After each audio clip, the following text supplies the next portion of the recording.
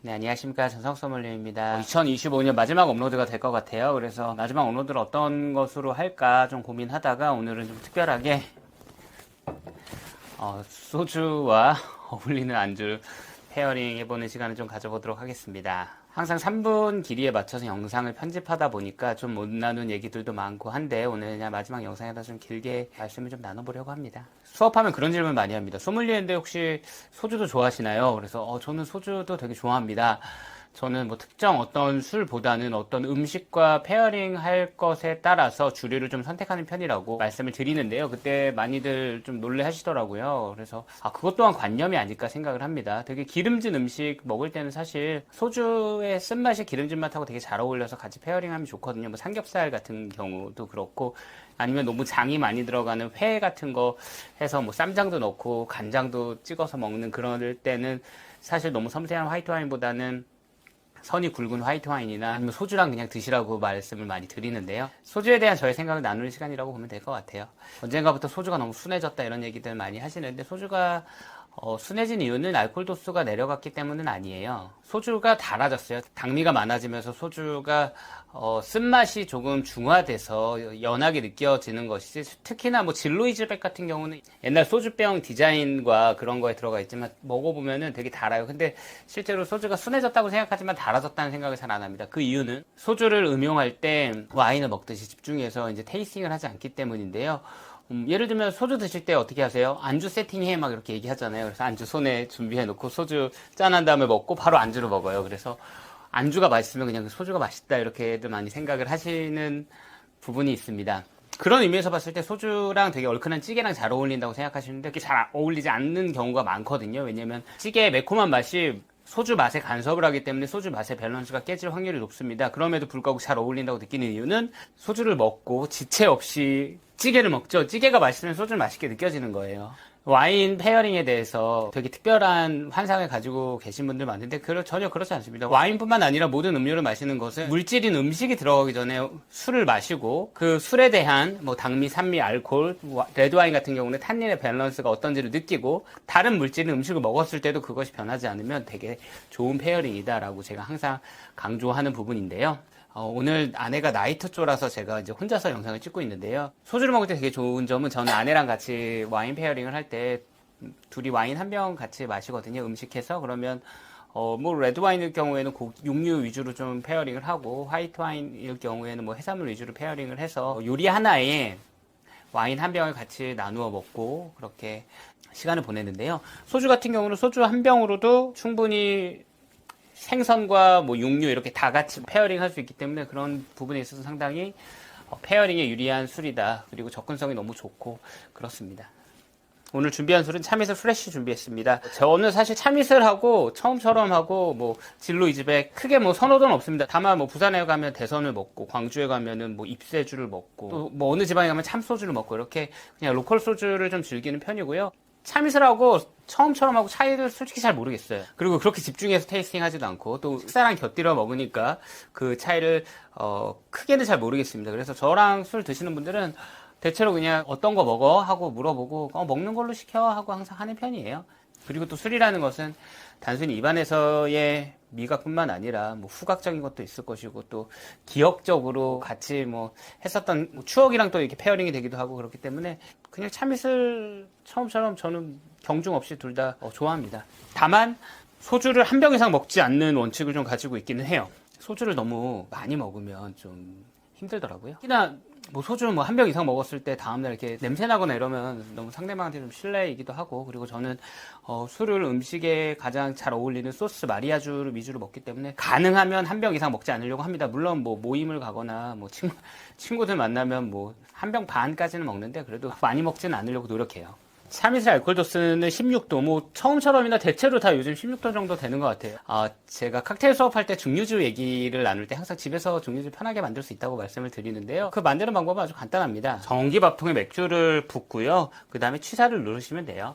취사를 눌렀을 때 시간이 지나면 취사가 되면서 연기가 이렇게 올라오잖아요. 그 증기를 관으로 받아가지고 똑똑 떨어뜨리면 증류주가 됩니다. 그 중요한 알코올 도수는 40도의 2배 이상 높아요. 그런데 왜 우리가 먹는 위스키나 럼 뭐 이런 것들은 대체로 40도에 가까울까요? 그 이유는 기호성에 있습니다. 40도 정도의 술이 사람이 먹기에 풍미와 플레이버를 고려했을 때 가장 좋다고 생각하기 때문에 40도 정도로 희석을 해서 이제 판매를 하는 거라고 보면 될 것 같아요. 아주 날씨가 춥고 독주를 마시는 러시아에서는 70도가 넘는 보드카도 많이 있으니까요. 뭐 그런 관점으로 보시면 될 것 같아요.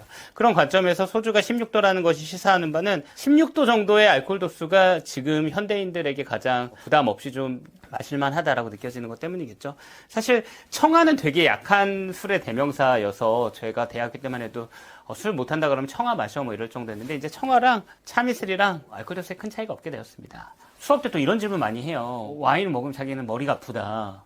소주를 먹으면 머리가 안 아픈데 왜 그러냐고. 저는 그런 분들에게 많이 드셔서 그렇다고 말씀을 드려요. 왜냐면 와인잔은 되게 크잖아요. 그 큰 잔에 청아와 같은 도수의 와인을 꿀꺽꿀꺽 드시니까 머리가 아픈 거 아닐까 싶어요. 소주는 되게 작은 소주잔에다가 이렇게 조금씩 먹잖아요. 그리고 소주는 대부분의 사람들이 진짜 끝까지 다 먹는 게 아니라 어느 정도 이제 밑장을 깐다 그러죠, 전문용어로. 그 밑장을 깔기 때문에 그런 부분도 분명 작용할 거라고 생각합니다. 다시 소주의 알코올 도수에 대해서 얘기를 하자면 우리나라에서는 알코올 주정을 만드는 회사가 있고요. 그 회사가 거의 독점 사업을 하고 있다고 보시면 될 것 같아요. 그래서 그 회사로부터 95도의 알코올을 각 회사들이 납품을 받습니다. 그리고 희석해서 알코올 도수를 맞추는 거예요. 그래서 한 16도 정도를 맞추는 게 희석식 소주라고 합니다. 참이슬 같은 경우는 대나무 숯에 5번을 이제 정제를 하면서 그 정제하는 과정에서 대나무 숯에서 나오는 그런 향미가 좀 배도록 설계를 한 것 같고요. 그리고 많은 당을 넣죠. 그래서 쓴맛만큼의 당이 들어가서 그것을 이제 중화시켜주고, 쓴맛하고 또 신맛은 어울리지 않기 때문에 사실 막 신맛을 넣어가지고 쓴맛과의 충돌이 없게끔 만드는 것이 중요할 것 같아요. 그런 방식으로 뭐 매화수나 이런 과실주들도 다 같은 방식으로 나오는 거라고 보시면 될 것 같아요. 제가 수업 때 소주 좋아한다 그러면 되게 놀라시는 분들 많거든요. 근데 그것도 되게 관념일 것 같아요. 김치찌개를 좋아하면 취향이 좀 비루하고 아보카도 샐러드를 좋아하면 취향이 되게 쿨한가요? 전혀 그렇지 않잖아요. 그냥 그 두 개 중에 어느 걸 좋아하는 취향과 선호의 문제이기 때문에 와인을 좋아한다 그러면 대단하다. 소주를 좋아한다 그러면 좀 별론데 이럴 필요가 전혀 없을 것 같아요. 항상 강조하는 그냥 푸드 페어링이 더 중요하기 때문에 어떤 음식을 먹을지, 저 같은 경우는 이제 집에서 요리를 주로 하기 때문에 뭐 야채나 식자재가 부패하지 않도록 이제 관리하는 것이 주부의 가장 큰 아레날이라고 생각합니다. 그래서 그것에 맞추어서 요리할 수 있는 범위는 한정적이고 그 요리에 맞춰서 어떤 음주류를 페어링을 할까를 이제 선택하는 것 같아요. 소주의 서빙 템퍼레처는 5도 정도로 드시면 가장 좋아요. 그 이유는 냉장고의 온도가 5도죠. 만약 슬러시 형태로 막 너무 차갑게 드시면 향은 안 나지만 특유의 텍스처가 좀 안 좋더라고요. 그래서 5도 정도로 드시는 걸 추천드리는데, 와인도 5도의 와인을 드시면 향미가 전혀 나지 않습니다. 그래서 와인은 입으로도 마시지만 코로도 마시는 술이기 때문에 5도 정도가 아닌 화이트 와인은 10도, 레드 와인은 18도에 드시는 걸 추천드리는데, 일반적인 희석식 소주는 5도에서 드셔야지 특유의 안 좋은 향이 발향을 하지 않기 때문에 그 정도로 드시는 걸 좀 추천드려요. 토끼 소주와 같이 정통 증류 방식으로 증류한 술 같은 경우는 너무 차게 드시는 것보다 뭐 18도, 20도 정도에 드셨을 때 특유의 쌀에서 기인한 향미가 또 올라오기 때문에 그런 술은 또 너무 차게 먹으면 향미를 배제하고 먹는 거기 때문에 추천드리진 않습니다. 제주도의 이제 상남자들은 상온에 있는 소주를 먹어서 이렇게 되게 나는 그런 소주 자체의 쓴맛과 알코올 향도 좀 좋아하는 마초적인 사람이야 라는 그런 문화가 또 있기도 합니다. 그렇기 때문에 제주도 가서 한라산 시키면 시원한 걸로 드릴지 미지근한 걸로 드릴지 좀 물어봐요. 그것도 물론 너무 관광객 티 나면은 안 물어보겠지만, 저는 뭐 제주도에서 학교도 다녔었고 제주도 머큐 앰버서더에서 근무했었기 때문에 그런 문화를 알고 있습니다.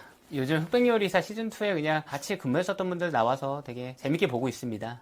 제가 르메리디앙 호텔 중식당 오픈할 때 파트장으로 근무했었는데요. 주방 셰프님이 후덕죽 셰프님이셨어요. 물론 뭐 직접 요리를 하시기보다는 좀 더 고문의 역할을 하셨지만 아무튼 그래도 같이 근무했었던 분이 나오니까 너무 반갑고요.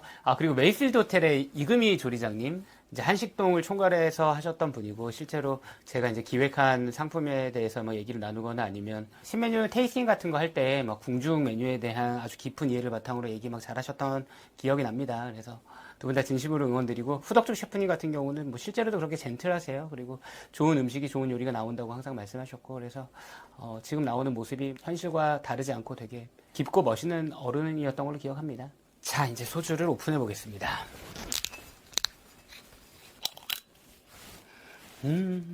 소주를 따라 볼게요.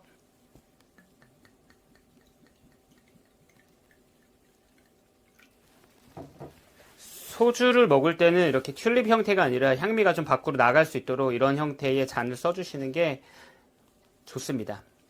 오늘 페어링한 음식은 삼치구이 준비했고요. 막창 소스 그리고 양파절임 준비했습니다. 양파절임 소스는 저는 참소스 상당히 좋아하는데요. 참소스는 장의 진한 맛을 좀 희석하고 당미와 산미를 넣었기 때문에 되게 밸런스가 좋은 소스고요. 그냥 모든 요리에 찍어 드시면 상당히 좋습니다. 그리고 기코만 회간장하고 주비푸드 와사비 같이 곁들였습니다. 그리고 메인 요리로는 막창 같이 준비했습니다. 막창은 사실 너무 기름지기 때문에 소주와 되게 잘 어울립니다. 먼저 향을 맡아보겠습니다. 아빠 냄새랄까요? 그냥 어릴 때 맡았던 아버지 냄새가 나네요. 한번 마셔보겠습니다.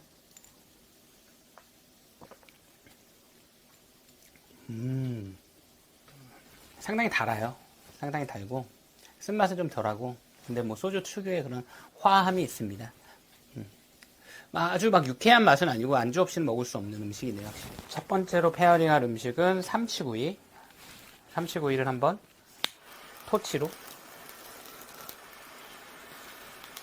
칵테일 할 때 쓰는 토치인데요. 저는 집에서 그냥 모든 음식 먹을 때 좀 불맛을 내기 위해서 이걸 쓰는 편이에요. 이거 뭐 인터넷에 얼마 안 하니까 하나 있으시면 집에서 되게 다이닝 느낌 나게 불맛을 좀 내줄 수 있습니다. 삼치 구울 때 파를 편으로 해서 이렇게 편으로 해가지고 같이 구웠어요. 그럼 파기름이 나면서 파 냄새도 배고 이렇게 가니쉬로 같이 먹으면 되게 좋습니다. 그리고 와사비를 조금 넣어서 먹어보겠습니다. 너무 맛있네요. 기름지고 삼치구이를 껍질이 닿도록 이제 구워주면서 위에는 이제 거의 잔열로 익도록 좀 했고 마지막에는 뒤집어서 밑에서 다 익혀줬는데 되게 퍼석퍼석하지 않고 맛있게 잘 익었네요.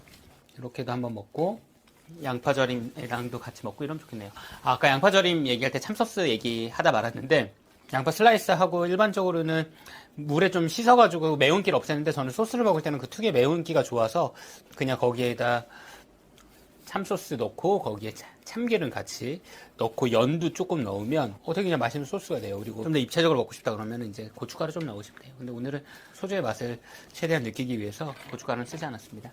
이번에는 삼치의 향으로 가득 찼습니다. 이제 소주를 먹고 맛이 어떻게 변했는지 한번 느껴보도록 하겠습니다.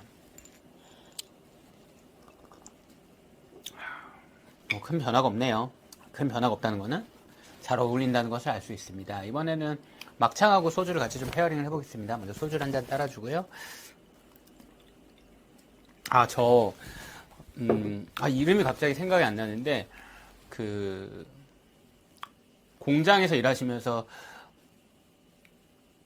퇴근하고 이제 소주 드시는 유튜버분 되게 좋아해요. 제 거에 제가 하도 많이 보니까 자동으로 많이 떠가지고 이름이 갑자기 생각 안 나는데, 그분 이제 소주 드시면서 막 짜장면 뭐 3개씩 드시고 이런 분, 말투 너무 재밌어서 일상생활에는 조금 따라하는데 카메라가 켜져 있어서 따라할 용기가 안 나네요.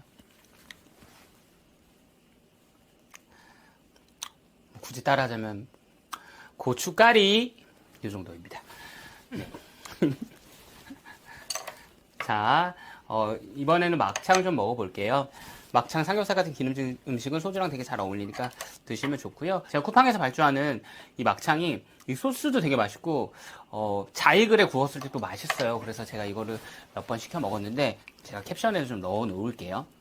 자이글에 그냥 우선 첫 번째로 한번 초벌로 그냥 최대로 해서 굽다가 보면은 수분이 빠져요. 그 수분은 키친타올로 한번 닦아주고요. 그러고 나서 계속 하면 되게 바삭하고 맛있게 되거든요. 자, 이렇게 2개 집었습니다. 저는 하나 먹는 것보다 이렇게 2개 정도 먹는 거 좋아해요. 그리고 양파 같이 곁들여서 먹으면 됩니다.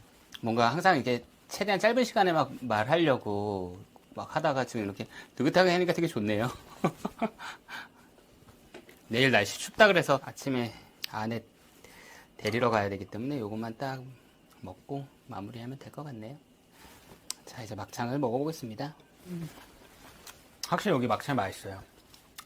그리고 막창 소스도 너무 맛있고. 제주도에 제가 자주 가던 막창집 맛이 좀 나는데요. 거기 아직도 있으려나?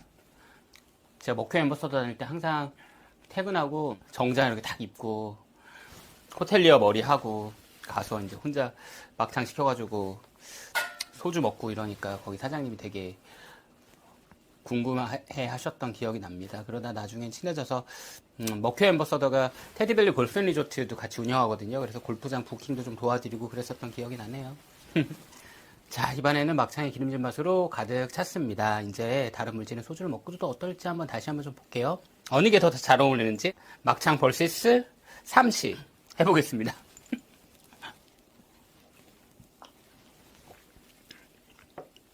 어우, 막창이 훨씬 잘 어울리는데요? 막창 하나 더 먹어야지.